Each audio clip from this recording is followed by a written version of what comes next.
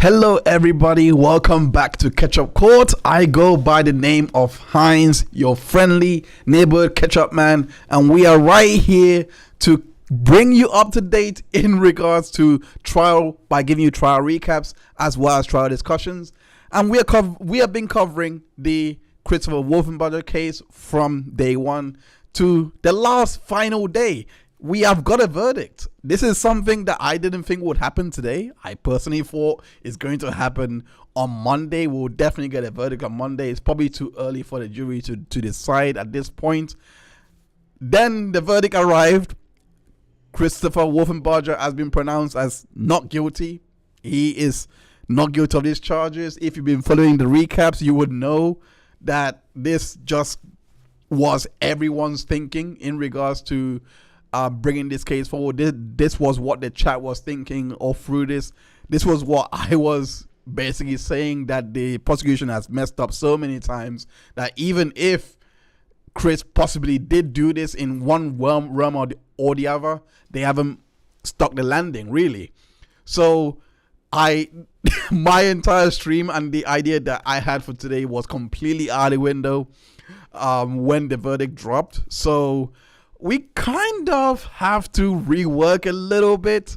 So today is going to be a kind of a send-off stream for those that may not have followed the day one to day 6. Sorry, I am still going to implore people to go and watch the last from day 1 to day 6 if you want that deep dive to know what was going on play by play.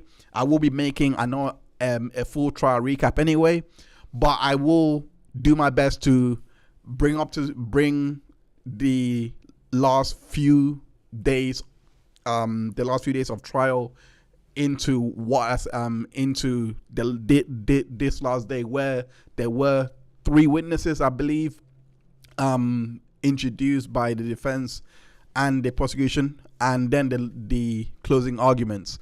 So that's going to be the bulk of the stream. Then we're going to talk a little bit about that verdict and what everyone thinks. But yeah, I did not expect this. I really did not, if I'm being honest with you. But yeah, shout out to everyone that are already here. Lexi Lorna, I appreciate you. Happy Friday to you too. Yes, a verdict. I did not expect it. In my honest opinion. I was really happy just letting the jury deliberate, but this has turned out to be a kind of a hindsight kind of stream. So without further, let me bring up to date everybody that has probably just tuned into this case for the first time today, or they just missed out on the proceedings today and they just heard the verdict and they just wonder what is going on. Let's give a quick recap from day 1. 27 witnesses in total has been called for this case. For those that don't have a full comprehensive background of the case, 27 witnesses have been called. The prosecution were theorizing that Christopher Wolfenbarger was the person responsible for the murder of Melissa Wolfenbarger because of the DV that they have sustained in some parts of their relationship. They also theorized that Christopher not only was committing DV, but at the same time he had taken away when the supposed crime had occurred. The defense, on the other hand, were saying no. The police, the investigators, all of these people, they did not do a thorough enough job to eliminate all possibilities.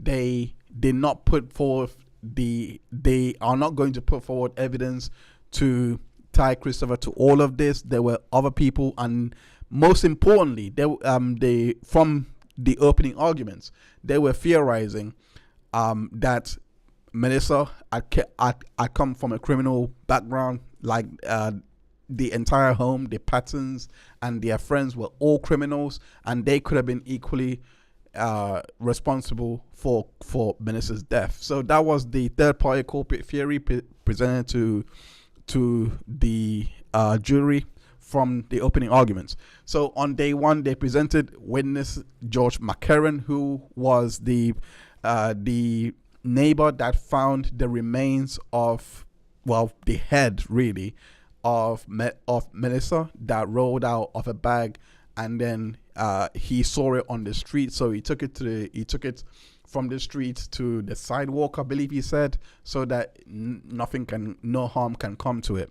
Then we heard from Del Kelly, who we remember was giving that famous, well, infamous now, saying that some files in his report were missing. He was the officer that was on the scene that day, securing the scene, making sure that the investigators got to the head. He also says that he also at least differentiated between the bleach that was being used to test on the body, between bleach being found in the bag. And we're gonna get to that because that really annoyed me. That part really annoyed me today. I'm going to get to it, but on closing arguments, that part was brought up, but it really annoyed me. I'm going to get to it. Tina Miller was a third witness, and she specializes more in missing persons, and she was brought in to try and identify and do what she needs to do best to gather the head and also the other remains that was found on the 3rd of June 1999. That was the arm and leg, I believe. It was found on the 3rd of June. So the remaining of Melissa's remains was found on that day, and also they could not find a torso as well. So that was the bulk of Tina Miller's testimony. Then we heard from Tina Patton, who was basically testifying to earlier instances of DV before they had their big court date, but the earlier instances of DV was supposed to be at Waffle House, where Thomas Dixon where Tom had intervened when Melissa and Chris were having an argument at Waffle House. So this was a whole messy testimony where she alleged that her neck was red and she saw strangulation marks. She basically said, did Chris strangle you again? And she was also saying that she was not that she was not willfully saying that Chris did it. All of those things came out on direct exam, on cross-examination. Her memory was challenged because she didn't say that Melissa was really frightened. At first, she didn't really say that Melissa was not forthcoming that it was Chris that had done it. She also said on direct examination that Melissa had said, please don't do anything, he's just gonna make him mad, etc. But on cross-examination, it was brought out that she told the police that she actually blurted out, that Melissa actually blurted out saying it was Chris, but this time our story has changed. I had a lot of thoughts about that. But on day 2, Ronald Brock and Cynthia Brock both testified to employing Chris, and they both said that Chris had borrowed their saw and he never returned it. Dorothy Cooley was the neighbor that heard some instances of domestic violence. She also testified to cleaning out Chris's home. Something funny as well, that she didn't even know whose home that she was cleaning. Called it Holyfield at one point. We all got confused when she did this, and basically, but it was determined to be Chris's home, and her memory was all over the place. In fact, it came out that she gave a wrong first name or a fraudulent first name to the police. She called herself Dorothy Owen. She has a really sketchy past. She had a rap sheet longer than anyone in this case, if we are keeping tally. But she was arrested on cross-examination. It was revealed that she was arrested for the bulk of the time that she had said that she saw bruises on Melissa, that she said that she had heard her screaming. So around the time of June, July, she was arrested and convicted. So that was the defense kind of argument here, that they were not, that essentially she could not have witnessed all of these things because, or she could not have had that much of an intimate relationship with them because she was always in and out due to her being running afoul of the law. Then we heard from Marlon Sutton, who was responding to the DV call. There was no date or time even given for this exact date, and to be quite fair, it confused me because I'm a fact-based guy. There was one definitive incident because we heard the date that was given for Dorothy Cooley on the 21st, but there was no definitive date. So I don't know if this is two different incidents or if this is the same incident sandwich.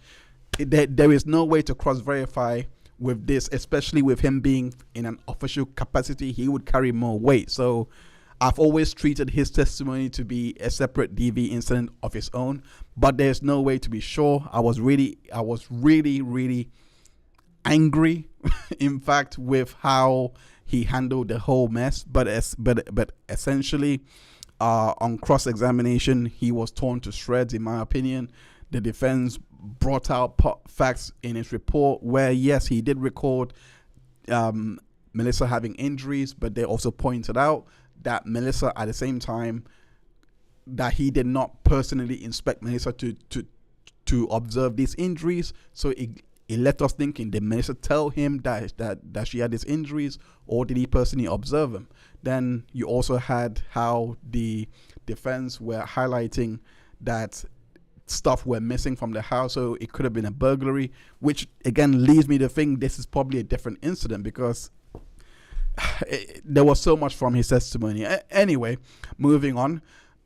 Then we have Detective Stephen O'Hare. He was a ninth witness, and he was the arresting officer that day when Chris was arrested. He testified mainly to the body cam that was worn to arrest Chris and the procedures that they went through. He also said that Chris was hiding behind an appliance. Then we heard from the 10th witness, who was Norma Patton, who is Melissa's mother.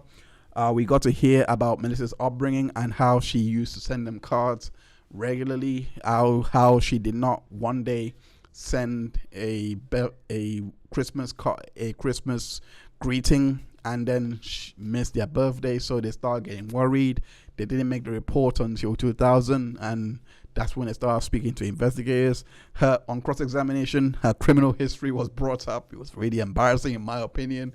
It was we learned some facts that really helped, in my opinion, the defense with their third-party culprit theory, because if we learned that Eric Martin Jackson had Melissa when she was younger, around the time of around the 90s. So he had Melissa.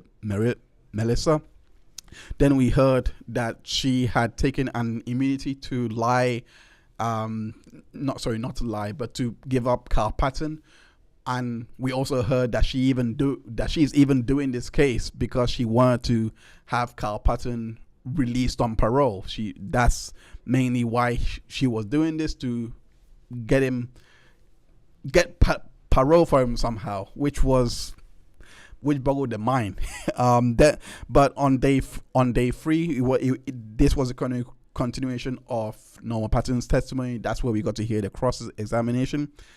Then we heard from the 11th witness, who was Thomas Dixon, Melissa's love affair, or the guy that she was having an affair with. He was the supervisor at Waffle House. I thought he was going to be the most credible not credible, but the sanest witness without a criminal record. But boom, there it was, criminal record. He had a bank violation, like a felony robbery, and a parole violation, so he was spending time in prison, I think up to 10 years. He was released in 2020, I believe, or something like that. I don't know, but essentially he testified to Melissa telling him about the abuse that she was suffering in the hands of Chris. He even said that he saw scratches, etc. on her. Then but on cross-examination, again, it was all down to memory from what I remember, he wasn't pretty much as reliable, if I'm being honest, because I think, because I believe in regards to the Waffle House incident, he wasn't quite clear whether how fast Chris was driving away, or something like that. Hey Rufan, I appreciate you for joining. I'm sad. I'm sad. I happy it was a not guilty verdict. I'm happy that he got not guilty as well, Rufan. But yeah, if you guys are listening right now, make sure you hit the like button. Don't forget to do that. Let me continue on with the recap. We heard from Christina Garrett, who is the daughter of Melissa, and she basically gave testimony into into just mainly how her mother's pictures were taken down, etc. That was the essence of her testimony, and how she reached back out to Norma. Then we heard from Alton B. Calhoun, who was the lead, well, not the lead investigator, but he was part of the case when it was handed to him after Pete Ricketts I think Pete Ricketts and the other lead investigator, I believe it was Del Kelly, had passed the case on to him, and then he took over to investigate more. At this point, I'll be very fair, and I wanted to make this point all through this, but like I said, this case has always been fighting an uphill battle, and I don't think, especially with Calhoun's testimony, it didn't establish anything concrete that would make them believe it was Chris. From what I gathered from his testimony, he didn't even know when was the last time that Chris had saw her, whether it was March or whether it was in April. There was nothing concrete. Yeah, so moving on, Pete Ricketts was the one that conducted the interviews with the Pattons when they received their missing persons report, and then he went on to interview Thomas Dixon and also interview the defendant Christopher Wolfenbarger, and that was basically it. Then we move on to Leanne Elizabeth Lacoste. She was the one that basically received the tip from I believe it was from Norma. Like Norma had messaged her, and then the case, this was back in 2015. She also mentioned she was also part of the team that was out in regards with the cadaver dogs. We heard something about that on day one. On day two. On day three with Calhoun and the cadaver dogs. She was basically around that. She was basically the department that handled the cadaver dogs. She said that the cadaver dogs didn't do any search, where Calhoun said that they did. Anyway, moving on.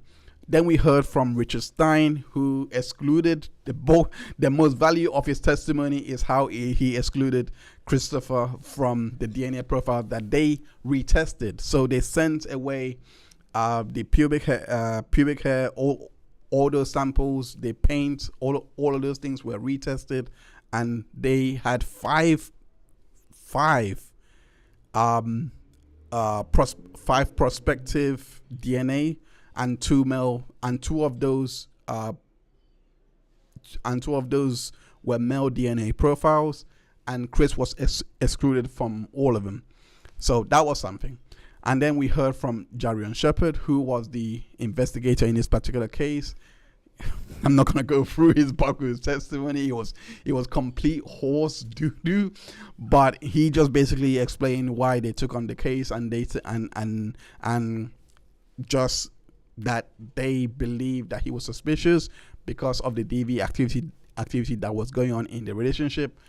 But then again, when he was asked on cross-examination whether they done further interviews and follow-up interviews of the witnesses from back then, they were like, no, we didn't need to do that. So it was a mess.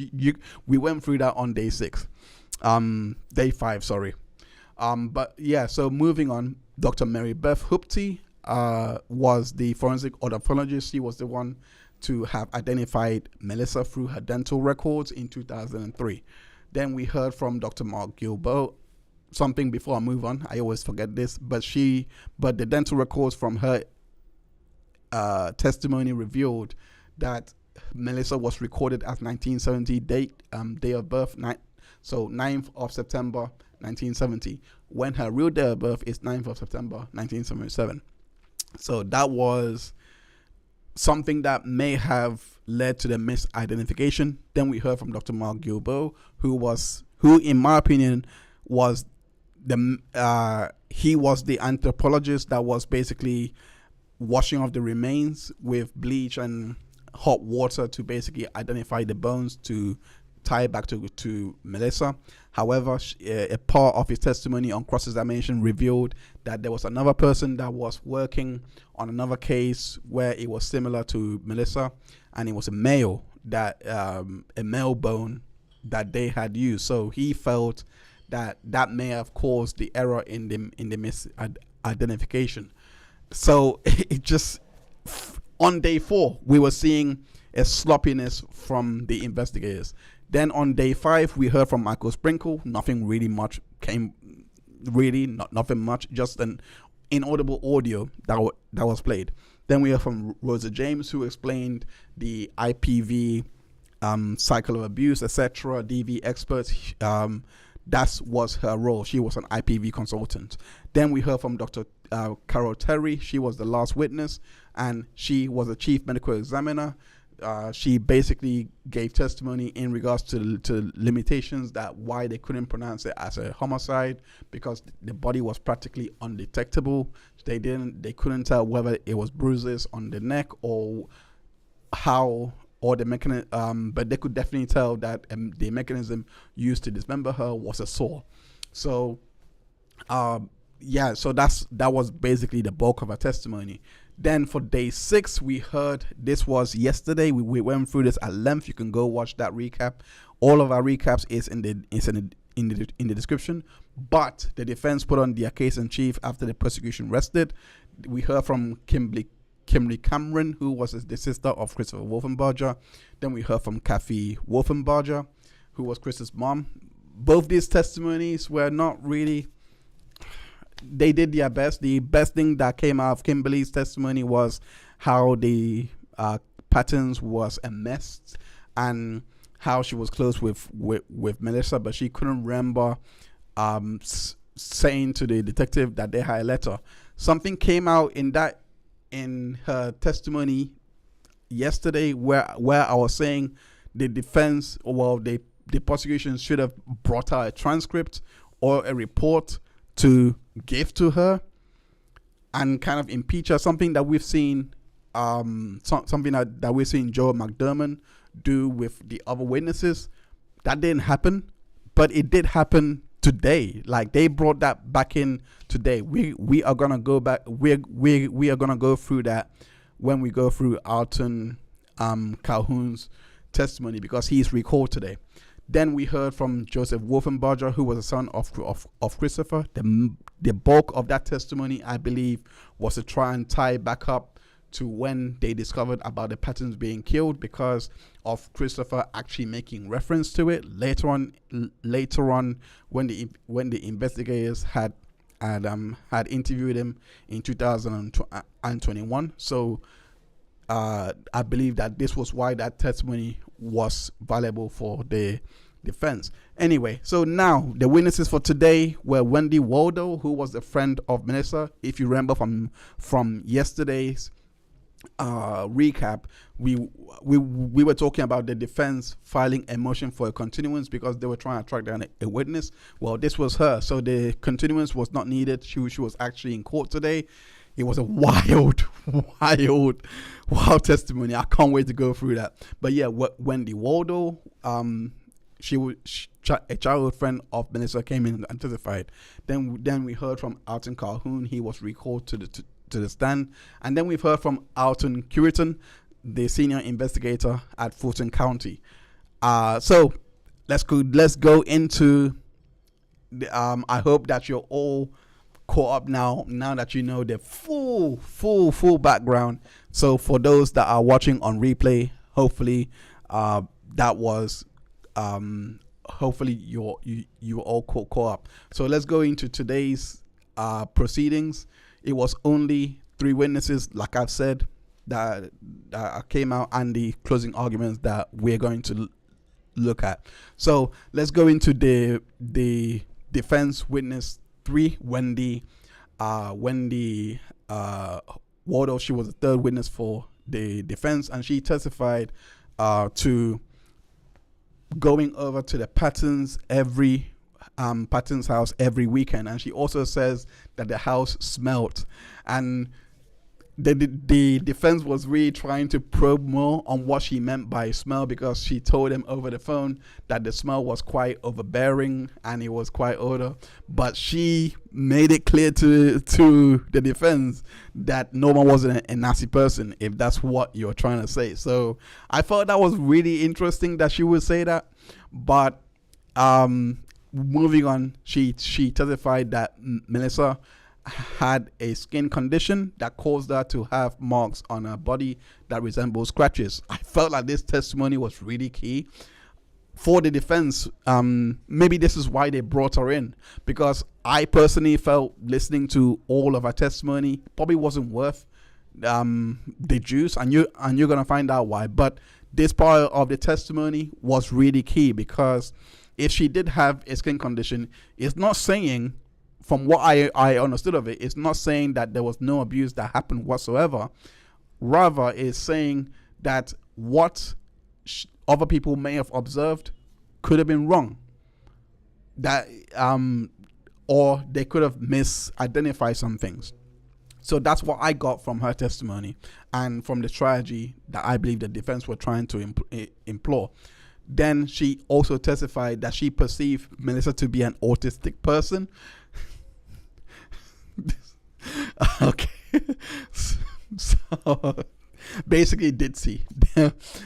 She testified, and this was the key part I wanted to get to, because she gave testimony that she will be locked up in a room with Melissa when she was growing up, and her sister was locked up with her as well. So Melissa's sister was locked up with her, Tina May. I'm guessing I'm guessing would be the sister in question. Would have loved to know for sure, like who's the sister. Then she would say Tina May, but that was never established. I'm guessing it was Tina May.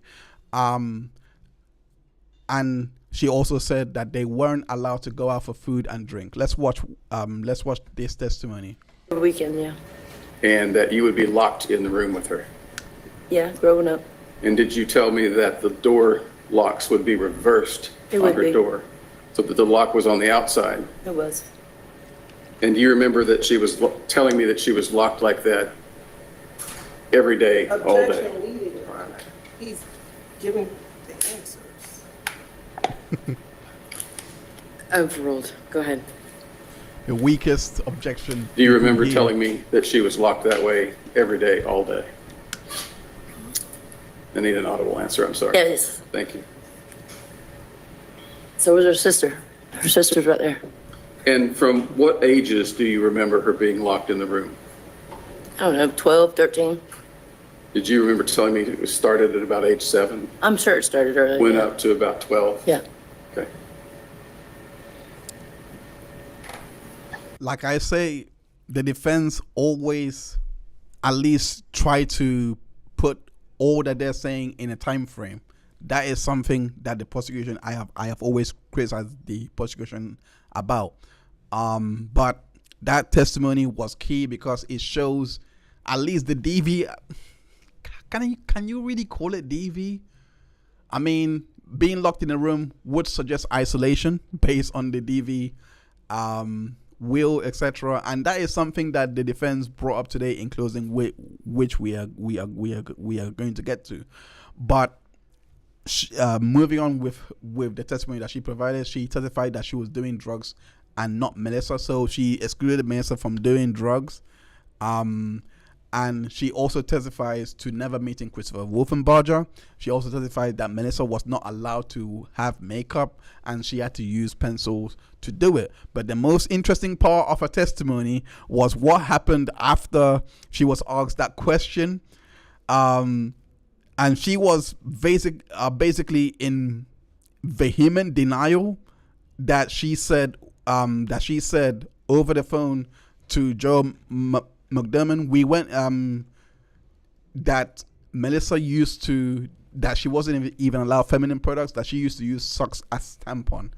Let's watch. She was allowed to have feminine products. Yeah. You remember telling me on the phone that she had to use socks. No.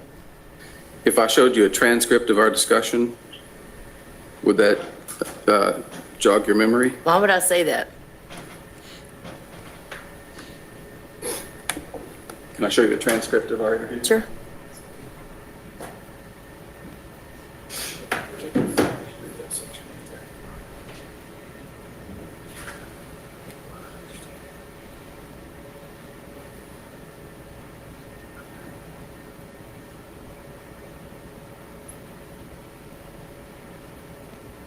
I never said that. Would you like me to play the audio?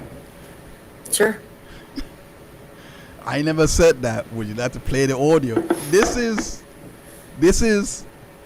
is what I mean by night and day lawyering between McDurmon and the prosecution. Well, both of the defense lawyers, because they have receipts for everything that they're talking about.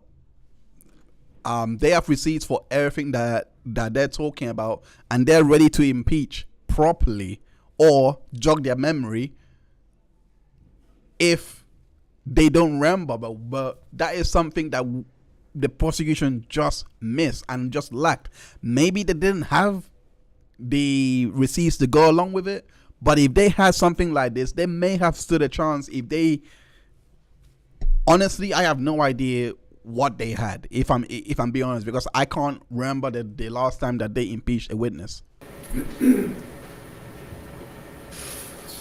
I must have been high. I must have been high. I was on the floor. Oh. Permission to share, Your Honor. Granted, just make sure that what you're going to share is only the portion that is relevant to the question you've just asked.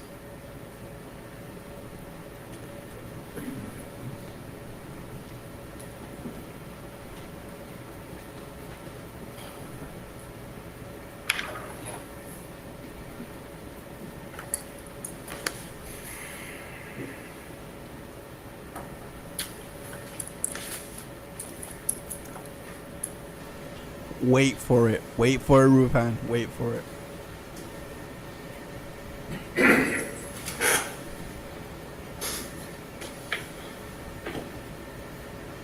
I can imagine she was traumatized. She was traumatized. She was. And let me tell you, like, makeup, when she would put makeup on, she would have to use color pencils because her mama did not give her those things. Oh. You know, like she, you know, would have to use, I hate to say it, but like socks for pads and shit like that. You know, because her mama neglected. I guess I did say that. I was high. I guess I did say it. I was high. This trial just gives and gives and gives. No further questions, Your Honor. It just gives and gives. Because in no way we should be hearing this statement, but she was like, I was high. So now, I guess from her own, I mean, she didn't sound high to me because she did accept that she told the defense about the coloring pencils. She accepted that, but she didn't accept this part and was like, yeah, I was definitely high when I said that. So which one is the non-fact? Which one is the one that's fabricated because of the drugs? The coloring pencils, the socks for tampons, or both? Or neither?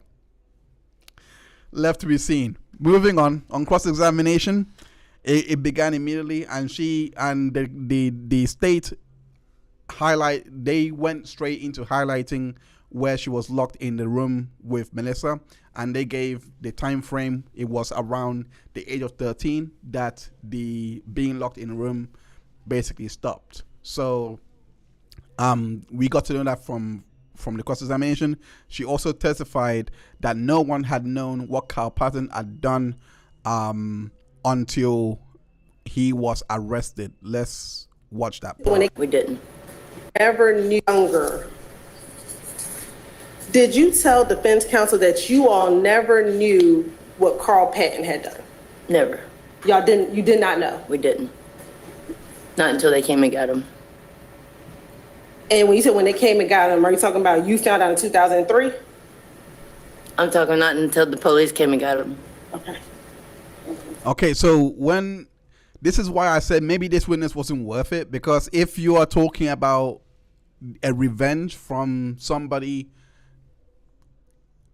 that was connected to the Pattons, she has effectively placed the timeline in 2003, because the police, well, at least what I understood, he got arrested in February 2023, if I'm not mistaken.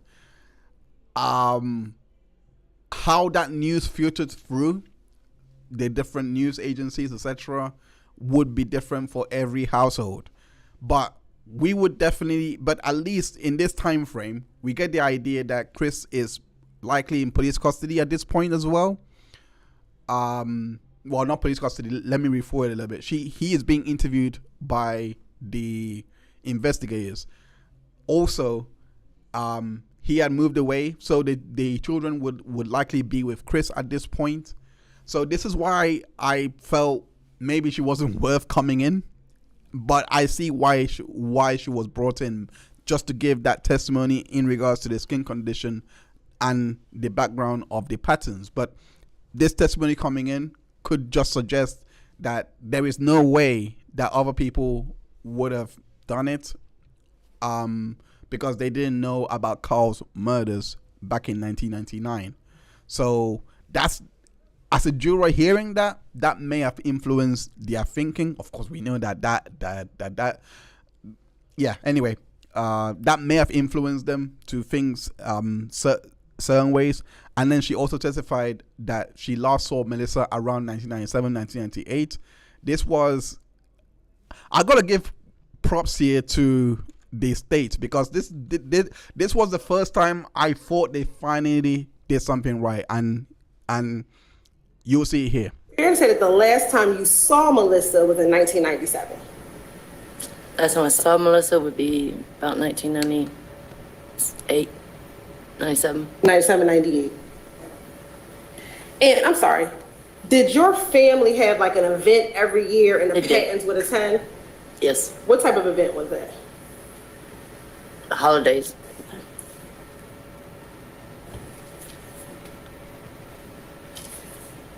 And you talked about Melissa's kind of demeanor. In your opinion of knowing Melissa, Okay, before we go into this part of the questioning, why the state highlighted the going into family meetings, family get-togethers, etc., and then she wasn't she last saw Melissa in 1998. This is, in my opinion, setting, at least they're trying to illustrate isolation that could have been in the hands of Chris. Let's continue. Melissa's kind of demeanor. In your opinion of knowing Melissa, would she ever just leave her children? No. Would she ever just stop talking to her children? No. Not that I'm aware of. Now, when you spoke to Mr. McDurmon, you described Melissa as not bright at times? No. No, you didn't, or no, she Yes. wasn't? I'm sorry. Yes, she's not right. Okay. That she was easy to control? She was. You said that she was weak? She was. You said that she was submissive? She was. You described her as a type that would not fight. She don't. That she was very naive, She was not a smart thinker. not a smart thinker. You said that she's dependent on whoever she is with. That's right. That she would not be the leader in a She relationship. would be. Matter of fact, in your friendship, she kind of follows you. She did. And you said kind of after you left, Melissa had no friends. Right.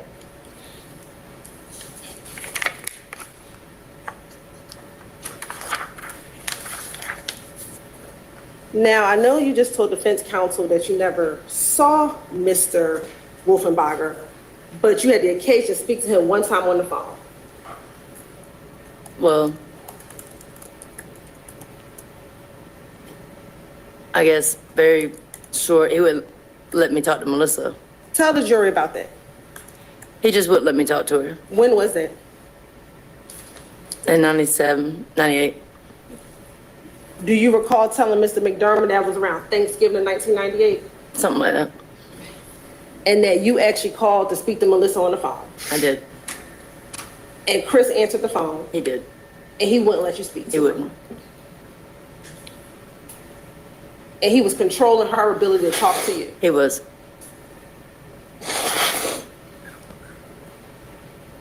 And it's fair to say that at that call, he did not want Melissa to talk to one of her childhood workers. Sustained. It's true. When there's an objection and I sustain it, you have to not answer the question, Sorry. okay? Thank you. And was that the only time that you talked to Chris in Thanksgiving of 1998? Yes.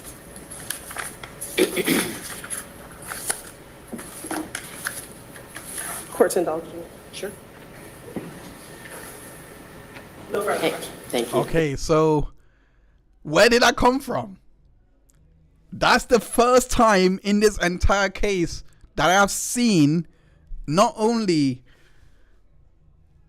I felt spoiled because not only did we have a time frame, but we actually have a working theory to work from based on what they presented. It makes me wonder, like they using the witness that the defense had put up, who knew Melissa.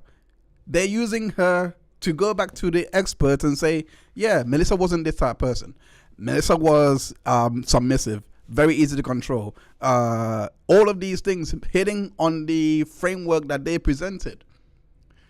Not only that, they were showing with this witness, Hilton was showing how Christopher not allowing her to talk to Melissa could be seen as one of the cycle of abuse, power and control. They went through the power and control wheel. So finally, we're seeing the prosecution do something positive because they were, again, she gave a blanket answer in regards to the time frame, in regards to when this event happened. She said it was 1998, and then she's like, oh, was that Thanksgiving 1998? Yes. Like, for the first time. So it begs the question, why did you not want to call this witness for your case? This helps your case more so than the defense. Why would you not want to call her up? Maybe we know now because they knew that she was going to testify to the skin condition, likely. That's my opinion. Since they, and I agree with what Lexi Delorme pointed out here, since they knew that she didn't know Chris, it was less of a risk. Because it would have made, I mean, I'll give it to the state. They played with what they were dealt. They adapted. Maybe that's how these lawyers are set up, to work more on cross-examination rather than direct examination. Maybe that's what we saw all through this, because the contrast is just, I mean, for you to leave it this late and start doing things like this is it leaves a lot to be, like, a lot of questions have to be asked. Anyway, moving on the redirect, she says let me just go to it because you are going to laugh. Mr. McDurmon, I did. Is that correct? Talk to me on the phone. You thought it was them. I did. Is that correct? And Okay, so Mr. McDermott cleared up that that she knew it was Chris. It was Chris's counsel that was talking on the phone, not the state, because the state had brought in that she made the statement that she thought she was talking to the state. So they had to clear that up, but this was the part that I really wanted to get to. I tell you, I don't know, it's what I say, and I hate to burst your little bubble. I'm just telling you, like, I do heroin every day, and I'm going through withdrawals, and that's the whole point. I didn't want to come here, so I don't know what this would be.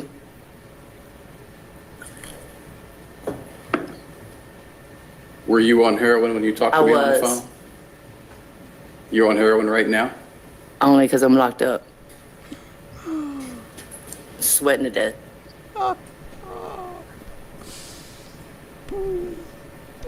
Just to reiterate, you quit hanging out with Melissa around age 13, correct? I did. So you had really not much interaction with her after that? I didn't. Okay. So you don't know what she was thinking or doing after that age? No.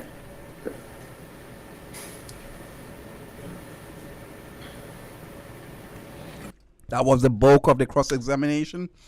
And again, you just adapt to what you had. So it came out here that she didn't hang around with Melissa when it got past the age of 13. So what that presents, at least in the context of what was brought out on direct, that Melissa could have gone through more abuse that could have led to her running away from home to Chris. So remember, these kids, they got married when they were 16, 17 or something along that age, maybe 18, I'm not too sure. But that's roughly the age that they got married. So a lot of things likely have transpired that she has no idea about, and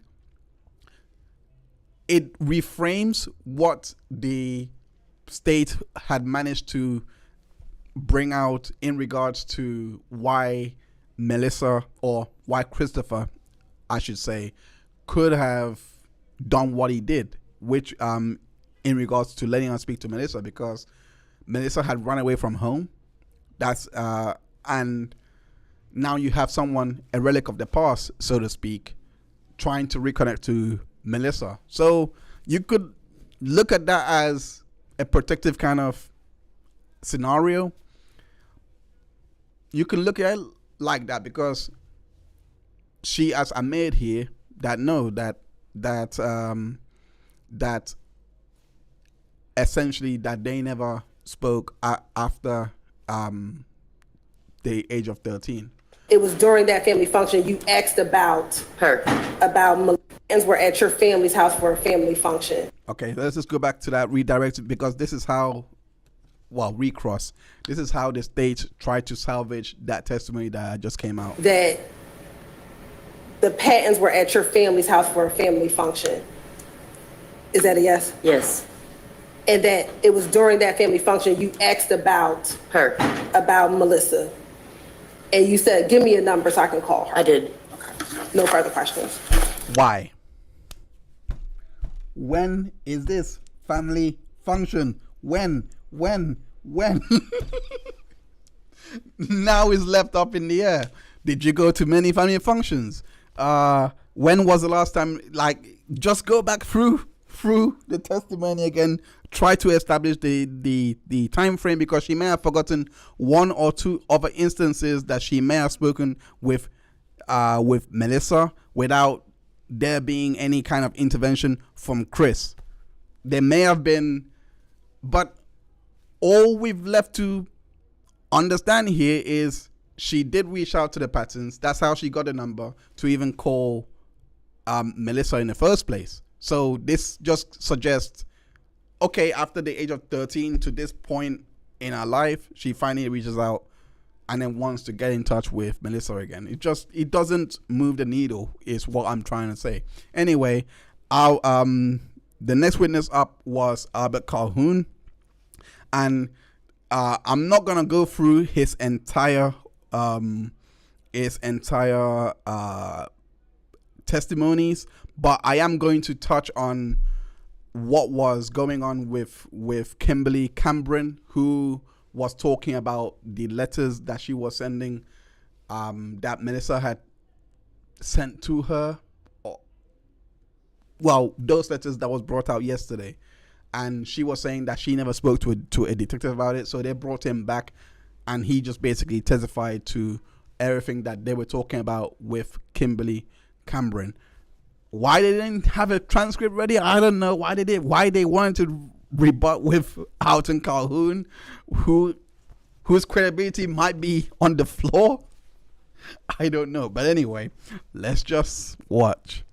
I knew that this was a very close friend, a very close friend of Melissa Wolfenbarger, and also Chris is Wolfenbarger's sister. And did you speak with her on that day over the telephone? Yes, ma'am, I did. And what, if anything, let me ask you specifically, was she able to tell you about her relationship with Melissa? Yes, ma'am. And was she able to tell you about Melissa's feelings towards her brother? She shared that, yes, she was. What would she tell you? She shared that they had problems as a couple, like everyone else. Sometimes they had problems. So I'm guessing that he didn't bring this up in the first place because he couldn't go into it because Kimberly was not here. So confrontational clause. Again, it makes me wonder what was the value in bringing her in if this testimony was going to be solicited. So it leads me to wonder because but maybe she didn't even need to be brought in. Maybe but I can't remember hearing this testimony, and if it did come out, it would have been. I'm pretty sure it wouldn't have been subject to hearsay. I'm pretty sure it would have been material for the case. So, but I'm guessing based on how it's all panned out that they couldn't go into this. I'm guessing they couldn't go into this the first time around. Did Melissa ever tell you did Kimberly ever tell you if Melissa was planning on leaving her brother? Yes, ma'am, she did. What did she say? She said that we were speaking, and she indicated that in a conversation that she had with Melissa expressed her love for her brother, but while she loved her brother, that she was planning on leaving him. And did Kimberly ever indicate that Melissa wrote her a letter? Yes, ma'am, she did. Did she still have the letter? I don't know. I asked her about when we were doing the interview details if this was based on something from the letter, so I don't know where the letter may be. And after speaking with her on the telephone, did you have the occasion to try to meet with her in person? Yes, and I'll say that the telephone conversation the purpose of that was to set up a time that we could come meet, and I can interview her more in detail. And did you eventually meet with her? Yes, ma'am, I did. And when did you meet with her? Well, that was April 23rd. And when you met with her, was there anyone else present with her? Yes, ma'am, there was. Who was present? Her mother, Kathy Wolfenbarger. And during that meeting, were you able to speak with Kimberly by herself? No, ma'am. Why not? When I got there, of course, I met Kimberly, and I saw that Mrs. Wolfenbarger was there and learned who she was. And I told her that I would like to speak with Miss Kathy as well, but it was my intention to interview her, Kim, and then speak with her mother, and that I would like it. It'd be nice if her mother was to be able to leave, but Kathy made it very clear, I should say, that she was not going to leave. She was going to stay there with her daughter at the interview. So at that point, I had no other choice but to interview them together. And where did you go to conduct the interview? I went to Kim's home. So this is at Kim's house? This was at her house, yes, ma'am. All right. I have no further questions. Okay, so we heard there that Kimberly had spoke to him in regards to the letters. So on cross-examination, the defense just went into this point and basically asked where if the audio that accompanied this interview. He said that there was no audio, that they were basically transcribing notes of the interview and giving to the report, and the defense were highlighting that there's no way that you can actually verify that Kimberly had actually said that to him. Even though I do understand, I mean, I guess is if you find him credible, then this is hogwash. If you don't find him credible, this will stick.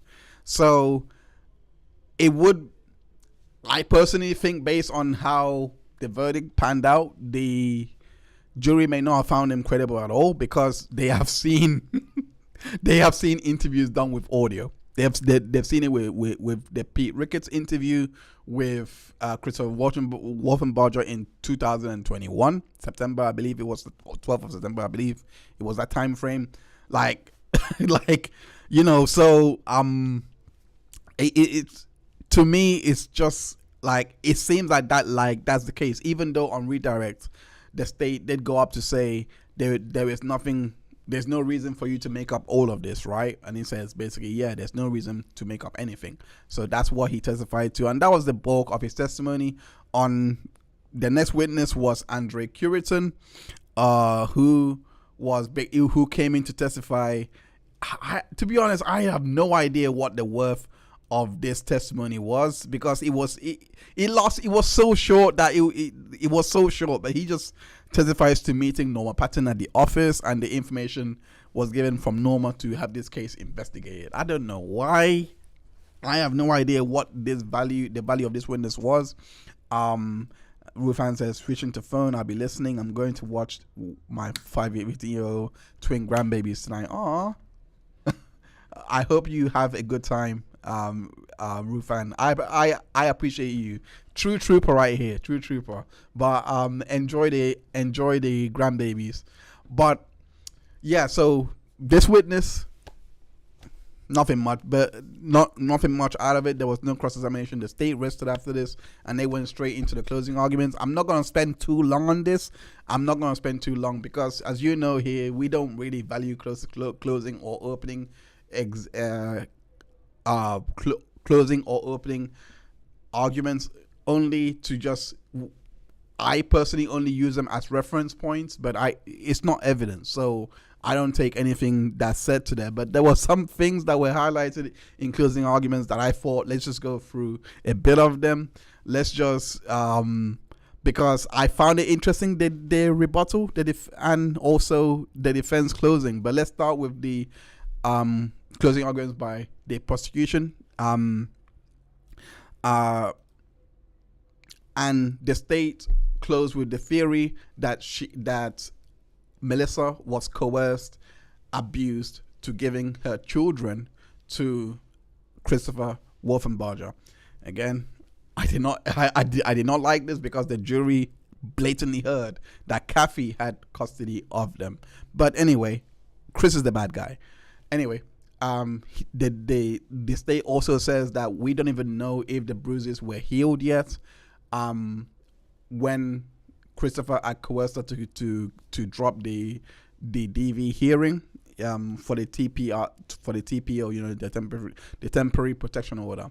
They said that this case was a DV case. They said that this case was a case of DV, and relayed the facts of the case, that Melissa had died because she was trying to leave Christopher, and they said that he was her abuser. He says that the case is about DV, and they shouldn't look at Carl Patton just because of his past, and that Norma had actively looked for Melissa, and it wouldn't make sense to report her missing if they were responsible for her death. This argument. I mean, we've seen cases where they actually do this. They do it to cover their tracks. But I'll give it to them. They had to work with that, so they're summarizing with that. But then again, it's a state. You shouldn't have to work with anything. You should have enough facts to bring in and escape reasonable doubt. But anyway, the state went on to explain what reasonable doubt was. ADA Faucette was the individual to be delivering this first half of the closing argument for the prosecution. Anyway, moving on. The state also went through the timeline of the case, and they went through the testimonies and the instance of DV. Let's hear what they had to say in regards to those pesky facts of DV. That's what you heard. You know, it was this defendant went out to confront. And that's when he got into the altercation with Troy Clinton. That's what you heard from the testimony to the defendant. That's the beginning of 1998. Then we get to July of 98. And so this is what Detective Calhoun is looking at as he's beginning to investigate the case. He's looking at the location of Tremaine and where he lived at, his job, and he's looking at all this information. All the evidence is pointing at this defendant.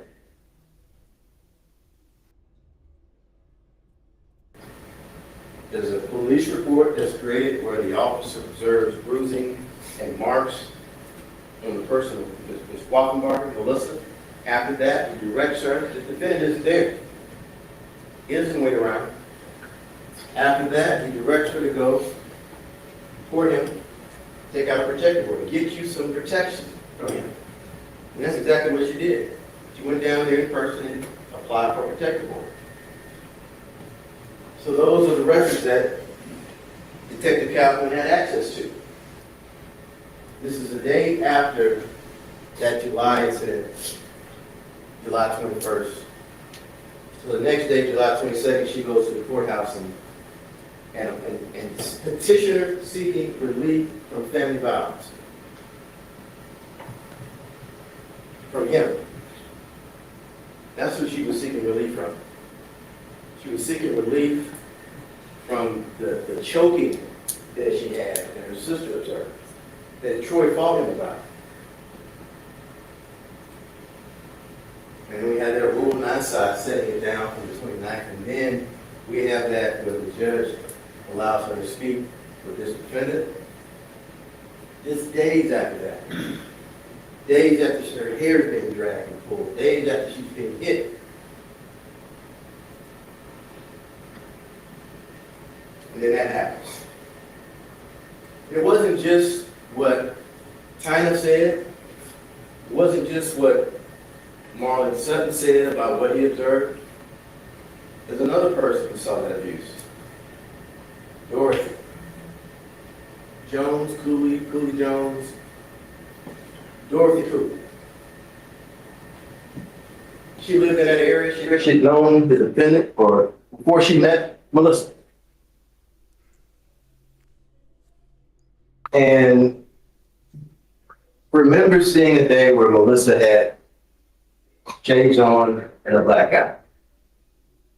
When we talk about testimony of the domestic violence expert about humiliation,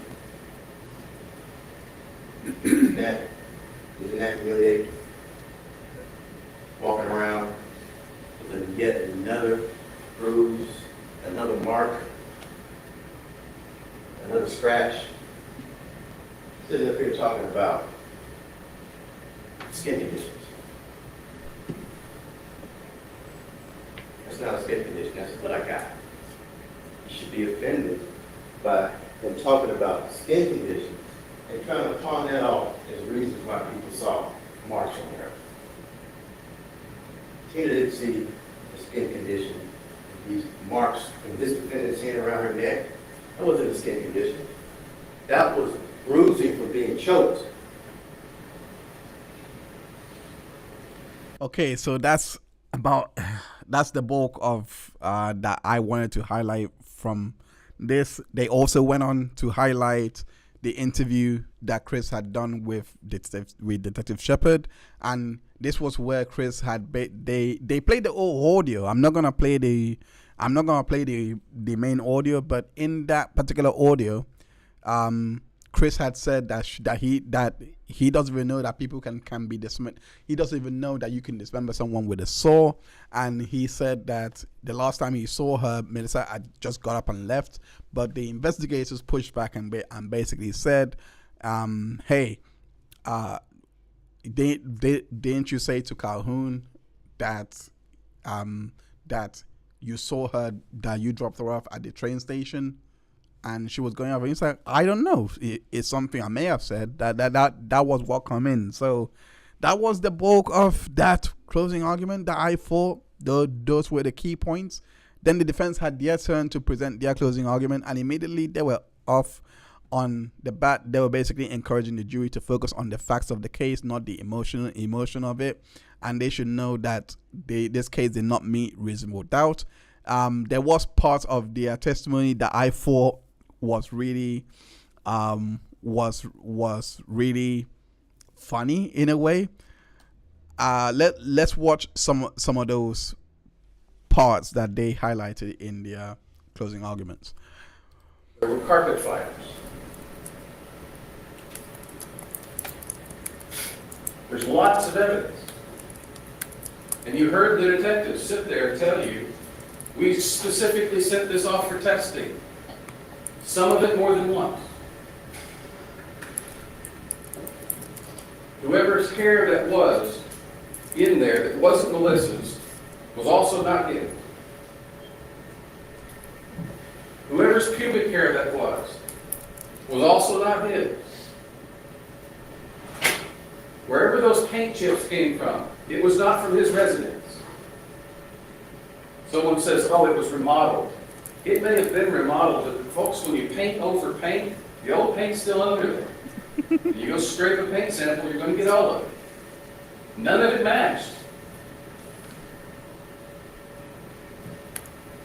There was luminol evidence. They sprayed the entire house, not a drop.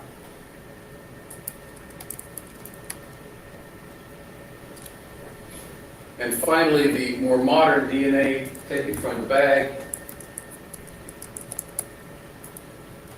You heard Detective Stein sit there and talk about the event where they went out with all the media to the site, looked at the proximity to where Christopher had worked. You heard him testify about the DNA in the bags, and he read the results of those reports. Yes, we found DNA. Yes, there was a viable profile that represented 5 people, two of whom at least were male. And they submitted Christopher's DNA sample. They went up specifically again to get new DNA from him and submit it for that test. That was in 2022 or so. Christopher willingly submitted. Yeah, he knew the DAs were still investigating him. He didn't run from it when they called him and said, "Hey, we'd like to get your DNA." And he submits it, and you heard the results of the test. Christopher Wolfenbarger is excluded from being a contributor. And I thought this argument was a winning argument. They brought up another instance in which he highlighted that all the DNA was pointing away from Christopher. But at the same time, this was the main point that I believe drove it home, because the defense were highlighting that Thomas Dixon didn't even mention abuse to the investigators. Something that we have even discussed on the stream when he was testifying. I believe it was on day 4, if memory serves. But anyway, all the recaps are in the description. You can go check it out. But nonetheless, they highlighted that, and I'm so glad they were highlighting everybody that we all were saying here they should be highlighting as a third-party culprit. Let's watch. It is funny to me. You should find it incredible that when he gives an interview in 2003 to the police about Melissa, he does not one time mention abuse, marks on her body, being drugged on the sidewalk, her complaining about her husband. He does not mention it one single time in an hours-long interview. And suddenly, when they find him at the last minute before trial, they find out he's been watching true crime shows about this, and suddenly he remembers this incident where she had bruises and she was drugged on the sidewalk. The testimony is not credible from the former Waffle House employee and bank robber, Mr. Dixon. They just had to put that in there. Thank You you. heard evidence from Miss Cooley. Lived across the street. She seemed to be confused about a lot of her facts and details. Testimony was difficult to follow. But she says, oh yeah, I heard screaming and breaking glass over there all the time. There was apparently no glass left in the house or something like that. Definitely from that house. Definitely that house where Chris lived. And I know that because that's the house I went in and cleaned. I cleaned all the houses that Mr. Holyfield owned. Who's Mr. Holyfield? Holyfield didn't own that house. You heard testimony from several people. That house was owned by Christopher's parents. Miss Cooley was never in there.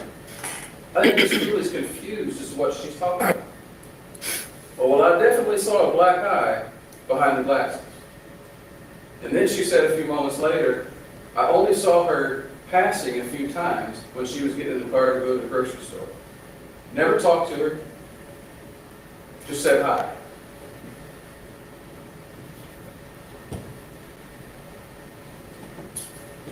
Testimony about assault. Oh, he had access to assault. Well, Let me just move on. statements that were made, and I saw went missing while Chris worked there. And later it turned out and they testified, and she didn't even remember talking to me a couple weeks ago. Hold on. I'm trying to find the part where they mentioned Carl Patton. Hold on. It's about alleged conflicts. And they play for you the interview with Mr. Stott. Okay, I had the wrong timestamp written down, but nonetheless, trust me, bro. Source again. That the defense definitely highlighted that they did not just single out Carl Patton and as the single person that could have done this. That they also highlighted that the only reason why they were highlighting these people is because reasonable doubt leads you to highlight them. Because if it's not Chris, then any one of these people should have been investigated in this case, is essentially what he was arguing. And the defense also highlights that Eric had a motive of seeking revenge because of what Carl Patton had done with his family. He also highlighted that the boyfriend could have been angry to have found out that she was married, or more importantly, that she was actually pregnant and didn't want that responsibility, because we remember that testimony that Thomas Dixon gave, that he was also seeing another woman. So you get the idea that he may have been pushed to do this. Some people have been. It sounds crazy, but murder is crazy. So he may have been pushed into committing this murder because he did not want all of this to come out to his new girlfriend. But yeah, the defense also highlights that maybe the power and control will also applies to the Patton's relationship with Melissa also. And I thought this was great. I mean, I would have liked a bit more foundation where they broadened the scope a little bit. We talked about how they did ask questions around it, but they didn't make it definitive enough to show that DV can expand to the parents and to father and son, daughter and mother, daughter, father, a family dynamic, that DV can also apply in a family dynamic. But this was an interesting point to bring up in the closing arguments. Then Joel McDurmon, who is the defense lawyer here, he argues that there is no evidence of poisoning, beaten to death, or anything. But, and this was where I thought there was a massive gulf between the lawyers for the prosecution and the lawyers for the defense, because you would have thought, based on the arguments that we heard Faucette made on day 6 regarding the charge that was later dropped, which was the felony murder charge that was later dropped, and only malice murder proceeded, you would have thought that he would have made the same argument saying that Christopher should not be rewarded for carrying out such a clean murder. He didn't even make that argument, but Joe McDurmon makes that argument. He takes his own argument that he gave in the arguments to the judge and puts it here and says that there was no poison, nothing of the sort. But this was a case brought by the DA. So the rebuttal, our closing arguments was made, and I personally think that this made the case even worse for the prosecution. And I'm gonna go through this really quickly. I'm just gonna highlight one part that I thought was extremely, and I mean extremely stupid for Hilton to have highlighted. But anyway, let's continue. The prosecution through Hilton theorized that Melissa was likely killed by Chris either in late 1998 or March 1999, and she explained the red bike theory, which is basically saying that there's a red bike going through border patrol, and the border patrol personnel was focusing on what was in the bags rather than checking the red bike. So they go to a bar, blah blah blah. So there were so many details, but the main point that she was trying to get through with the red bike theory was basically saying that the bike itself was the smuggling, not necessarily the bag, that they should check the bike, which was what they were supposed to do, and do their full job, and then implores the jury to check all and not just look at what the defense is basically trying to send them on. She called it a wild goose chase. Well, I think she called it a wild goose chase. But anyway, I'll make it my word. Wild goose chase. Rather than go on the wild goose chase that the defense is trying to send them on. The prosecution also highlights that there are other people may have touched the bag in regards to the DNA evidence. Let's just listen to it. He didn't tell his friends he was leaving. He didn't tell his Dorothy in 2003. What do we know? Well, what we know from Dorothy is that he abruptly left in February, sometime in 1999. He didn't tell his friends he was leaving. He didn't tell his Dorothy, the person he would hang around with every day. He left all the clothes in the house. And what did Dorothy tell you? She had to come and clean it out. And then what did you hear? That it was remodeled. It was changed. So of course, in 2003, when they go and do it, the paint chips don't match. Now when it tells you, oh, well, the paint chips stay the same, you don't know what all the remodeling was in the house because it had changed. So there wouldn't be any paint chips that matches what was in her hair. Next, we talked about the bags that his DNA is not found on. But Mr. Faucette talked to you about that. If we believe when the last time anyone besides him seen her, we know that in February of 1999, she did call her mother for her birthday. We know in March of 1999, she didn't appear for the court hearing for the battery case from July. So we know she's probably deceased, I would suspect, somewhere after Christmas of 98. Probably January or so of 99. So those bags were probably in that area for at least 3 months before they found them. People could be touching the bags, not realizing that it's a head in the bag, not realizing what's in it. They're picking it up, they're putting it away, whatever they're doing, there's other DNA on there.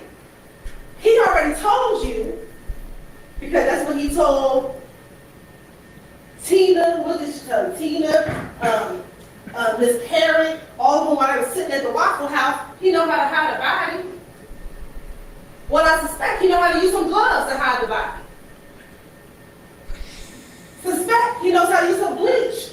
Remember someone said it looked like there was some liquid in the bags? evidence that came out. I don't. This is what pissed me off so much. Continue. Well, he had the reciprocated saw, so we don't chop up the body. Where's the torso at? But we're going to get to the torso in a moment. No, we're not going to get to the torso. Oh, that really pissed me off because they spent a lot of time to exclude that. The cross-examination from Detective, I forgot his name, James Kelly, the lead investigator, I believe the lead investigator that passed the case on to Calhoun. He testified clearly that the bleach was not actually found in the bag, that the bleach was back in the labs.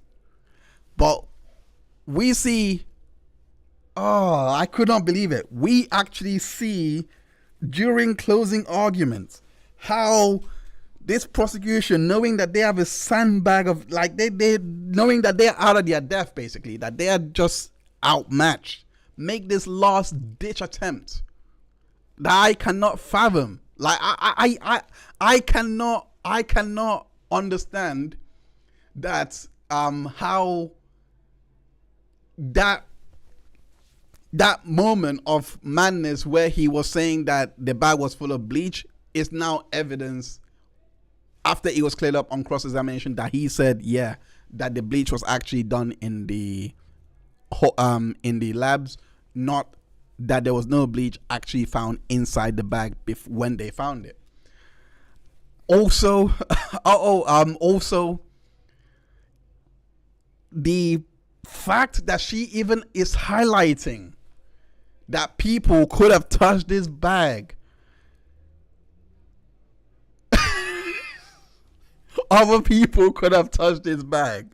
You have just, I know that the jury are not supposed to take closing arguments as facts, but but they are going to take the facts they are going to consider the facts and how she has now planted that seed with the facts of the evidence. They're going to be like, well, if that's the case, someone else obviously did kill her, and it could have been a gang of people that killed her, all having hands on the bag, dragging it to the scene to leave it there so that people will suspect it's Chris. They don't like him anyway. Think about it. They don't like Chris anyway. Let's just say it was the Pattons. They don't like Chris anyway. So of course they might want to do this and put it on him. This was the dumbest. I could not believe she actually made this argument. I could not believe that she could tank the case like this. Let me just check the chat. Happily angry lawyer. Hey Jim, welcome. Yeah, looks like you. My head, I could not believe what I'm watching. This is, he has seen Hilton in, he has seen Fulton County in action before. I believe you've done some streams in regards to how they handle rappers and how they handle gangs and try to use rap lyrics to try and indict gangs. So I did this is my first time going over these prosecutors, Fulton County in general, and I cannot believe what I'm seeing. I cannot believe she made this argument. But let me just quickly finish off this last rebuttal note. Anyway, the state were highlighting that Chris had last saw her in April 1999 at the 2001 interview.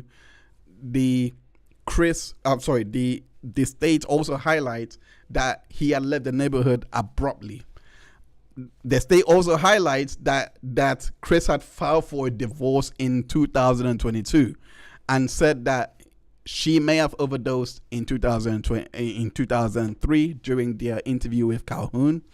And they also highlighted that Chris had said in 2003 that Carl couldn't have killed her, that he was basically saying that the family couldn't have done something like this. It's very important, especially at this point. I just want to, the highlighting of the divorce is weird to me, because if you really believe that you've killed this girl and the police have found her, why on earth would you seek a divorce? I don't know why you would bring this fact in, because it's so bad. It's literally bad for your case. No one in their mind, knowing that they have killed this person, will file for a divorce. They would naturally think, oh, the police had found her. They may have found her at this point dead. So let me just move on and get married. Let me just move on with my life, and he doesn't have to update the system, because he would naturally be relinquished because she's dead. It's just it's common sense. You would rather find out, oh, you can't actually get married, so therefore you need to go and file for a divorce in your previous marriage. If they brought in a fact that Chris remarried around this time frame and then realized that he couldn't, maybe that argument might stick, but we didn't hear that. So common sense will tell you, why would it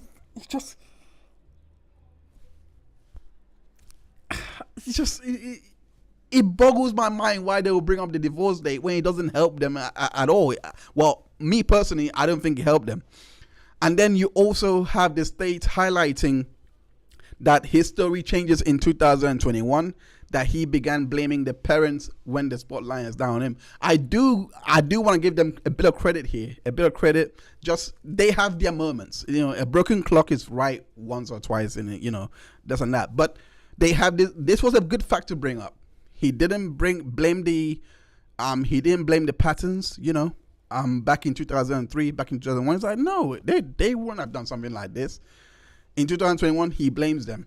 However, this news was not news. This was not news until 2003, February. How long do you think? This isn't Twitter, by the way. They don't have Twitter. They don't have Facebook. They don't have, well, no, MySpace came out in 2004. So Facebook followed after that. So they don't have all these social networks that they could have scoured on to learn about Carl Patton. They only had the news, and it would be filtered. It wouldn't be filtered all through that quickly, is what I'm trying to say. Carl was arrested in February 1999. Sorry, February 2003. So I believe it was 2nd of February or whatever. The interview with Calhoun, the second interview was in March, 18th of March, I believe, 2003. So how would he know that Carl had done any of the murders that he had done? How would he know personally, hey, they have a family of murderers? The news was all over the news. Years as time gone on, that's when the news actually started picking up. Like, you gotta, like, when you put it all in context, you can kind of see, like, we even got to learn from Joey from Joey Wolfenbarger, that they didn't find out about Carl's murders until he was in high school. That's him being 12. And 2003, he would have been 5, 6, 7 or 8. So they didn't know about this when you're putting it all into context. It's just, anyway. So that was the closing arguments. In all fairness, like, I'm glad he got the not guilty verdict. Some people have voted in the votes that they believe that the jury made the wrong verdict. I would love to hear in the chat what you think. But yeah, if she just yells it out loud enough to be true, she was really yelling. I mean, I get passion, but sometimes she just came across to me as fake. Flo, you're almost there. You make it. But yeah, hey, Living Ginger Lee, I'm glad that you're here. Said, I need to get caught up in this case. It sounds wild. If you want to get caught up, the links to all the recaps for you to do a deep dive if you want to is in the description. You can, I think it's probably 8 hours in total, but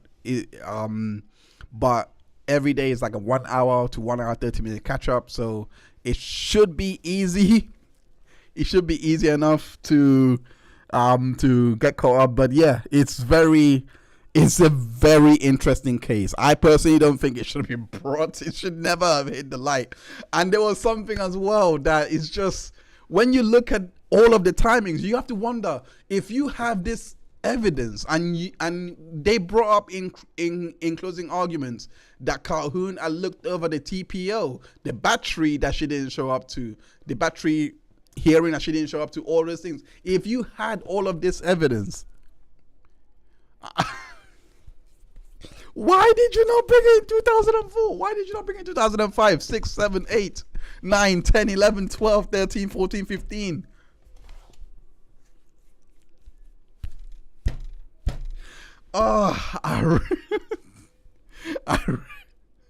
Oh my gosh, I remember someone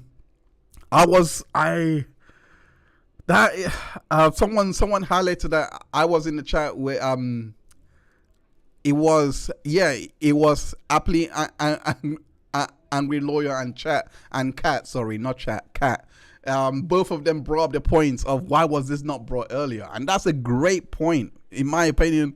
Like, that's a jury, in my opinion, this probably could have been a jury notification, but I don't think that happened here. I personally think that they just looked at this and thought they're just trying to convict him just based on prior bad acts. Like if they prove DV, they may have just concluded, the jury may have just concluded that they just did this, they just brought this case to try him based on just a prior bad act, and that's it. You need more than that for a murder case. And yeah, anyway, so it just doesn't make sense to me. It doesn't make sense to me how they had all this evidence back then and they didn't try the case when it was fresher. Why would they not suspect Chris back then? Did the DNA, what was the DNA results back then? We don't know if Chris was excluded back then, but we do know that based on the retestings that they done through Stein, that he was excluded. So this is the craziest case. As crazy as this case is, I don't think anything is stopping Casotis. I don't think so. That's another I haven't seen a case crazier than that. I didn't think anyone can commit to a bit that long, but he did it. I think that's crazier. I don't know. It's maybe crazy in the context that prosecution would bring a case this thin.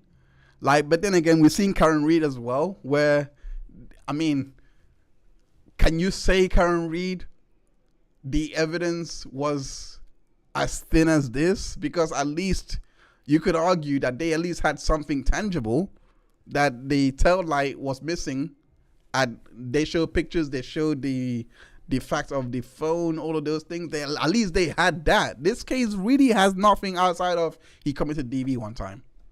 That's literally the case. So yeah,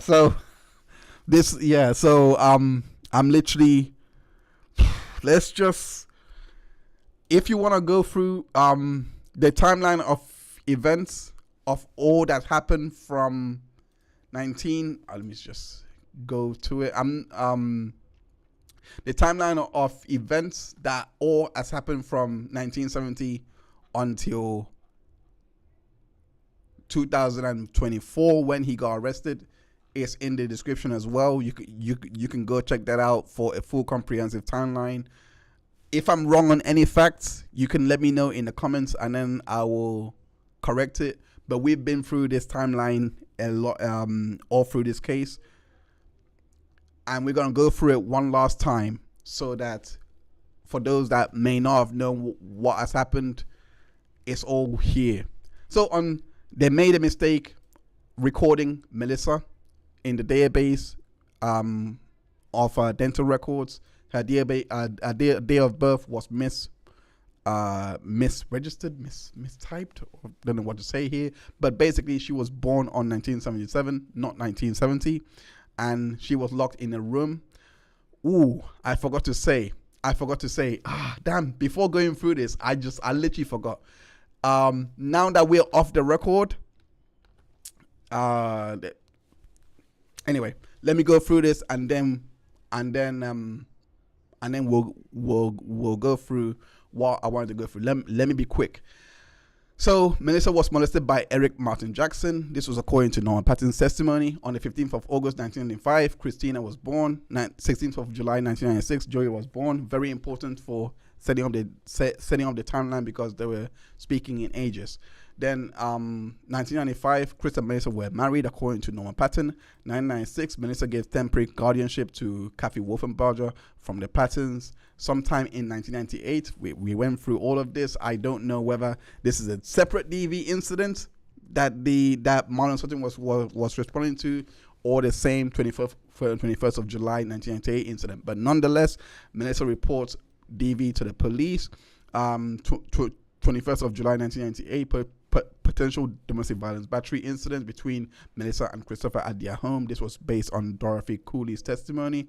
22nd of July 1998, Melissa applies for temporary protective order against Christopher. 23rd of July 1998, Melissa dissolved the temporary guardianship of Christina and Joey to Kathy Wolfenbarger. 29th of July 1998, temporary protective order was dismissed. Melissa gives custody of Christina and Joey to Kathy Wolfenbarger. Then August 1998, Melissa leaves Christopher. 9th of September 1998, Melissa was locked up in California County Jail. September 1998, Melissa restarts relationship with Christopher. October 1998, Christopher Wolfenbarger begins employment action class. October 1998, Melissa was rearrested due to violating her probation.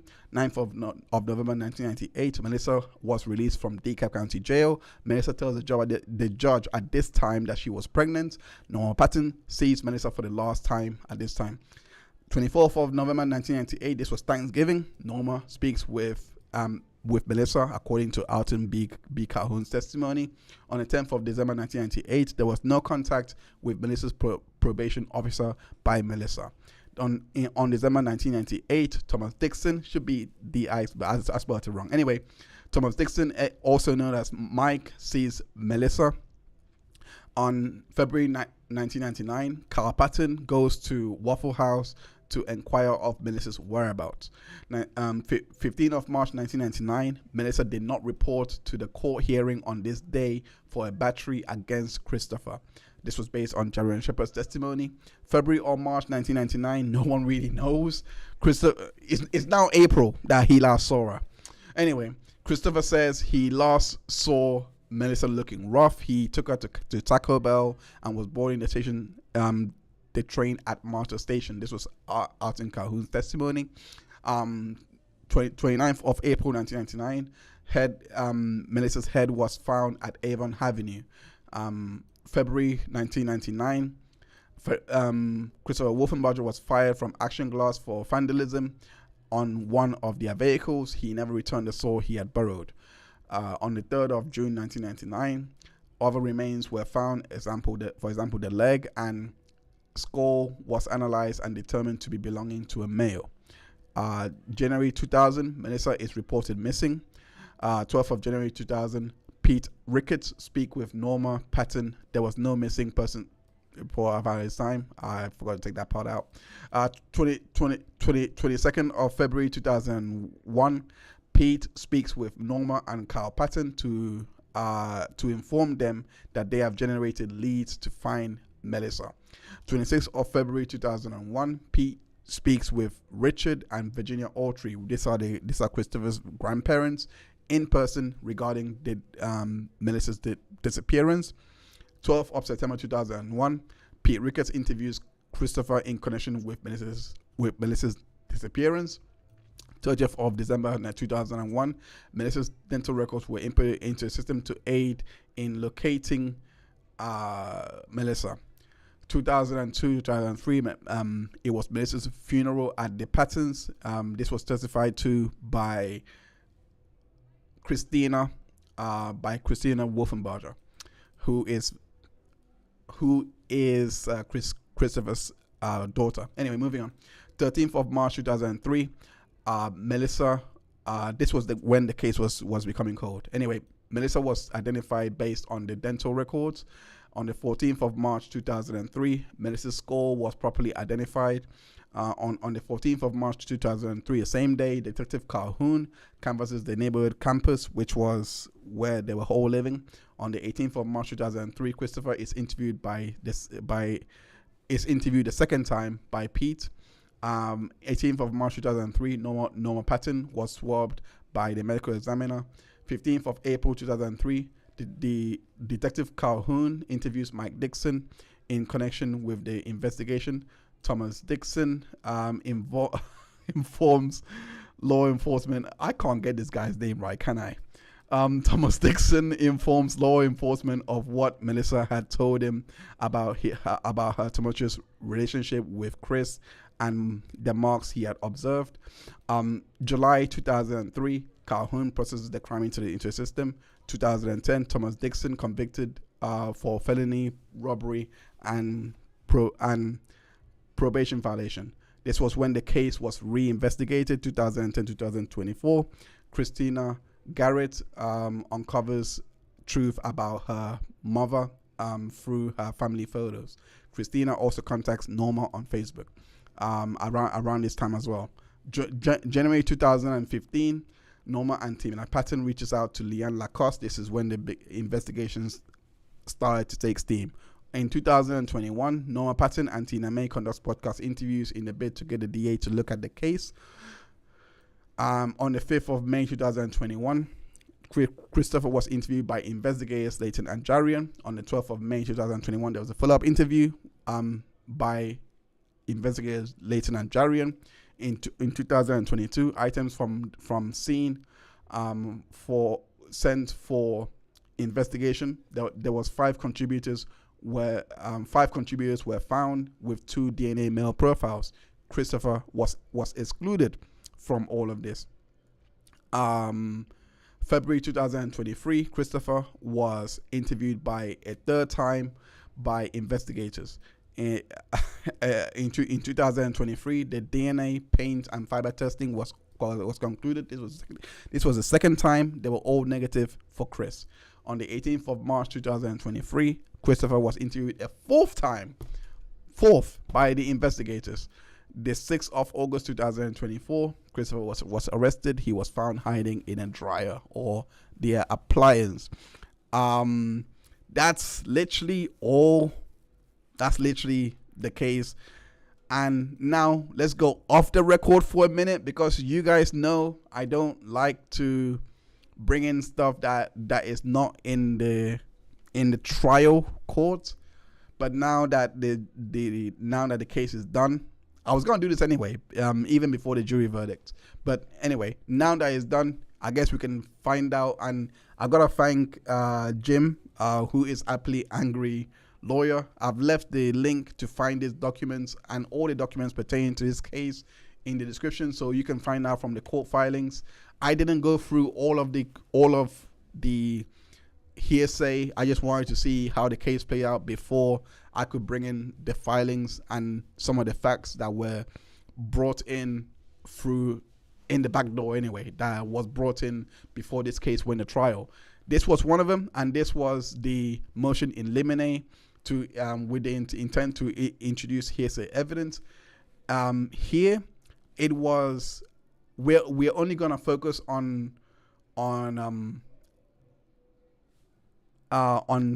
3 and 4, because the second one, they brought in Kimberly Cambron to testify, and they also brought in the temporary custody.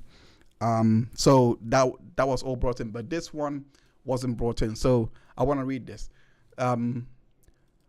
Wolfenbarger intends to introduce statements made by witness Diane Parrott, who worked at the same Waffle House with Melissa, and her sister Tina Patton during the same time at which Tina alleges Melissa regularly came into work upset and with visible bruises.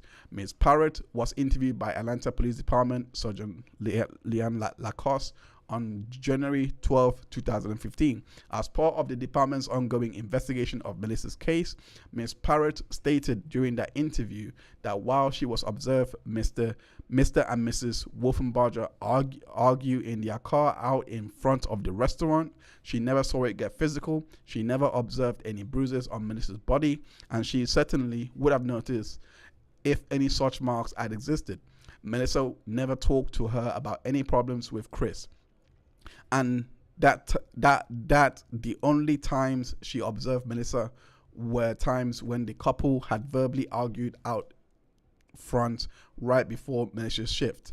Ms. Parrott is deceased and is unavailable for trial, so that's why we didn't get to see Ms. Parrott give testimony, but they wanted to bring that testimony in anyway under ESA exception. I believe it was 408. That they were trying to bring it under but it wasn't allowed in. The fourth was Mr. Wolfenbarger. The fourth was Mr. Wolfenbarger offer as evidence the statement of Charles H.